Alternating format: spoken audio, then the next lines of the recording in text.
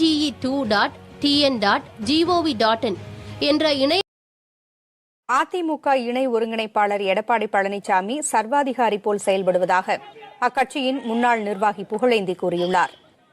அதிமுகவில் ஒற்றை தலைமை பிரச்சினை ஏற்பட்டிருக்கும் நிலையில் ஒருங்கிணைப்பாளர் ஓ பன்னீர்செல்வத்தை அவரது வீட்டிற்கு சென்று புகழேந்தி நேரில் சந்தித்தார்.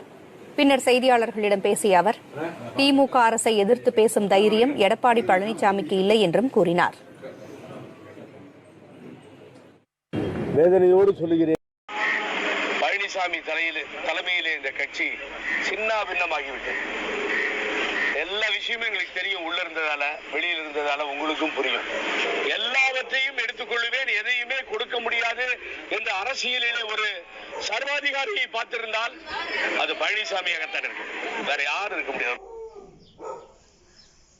சிறிய இடைவேளைக்கு பிறகு இன்றைய தினம் தொடரும். போராட தூண்டிவிட்டதாகவும் பாதுகாப்புத்துறை அதிகாரி அனில் பூரி தெரிவித்தார். அக்னிபத் திட்டத்தின் கீழ் தற்போது ஆண்டுக்கு 46,000 பேரும் வருங்காலத்தில் 1,25,000 பேரும் தேர்ந்தெடுக்கப்படுவர் எனவும் அனில் பூரி கூறினார்.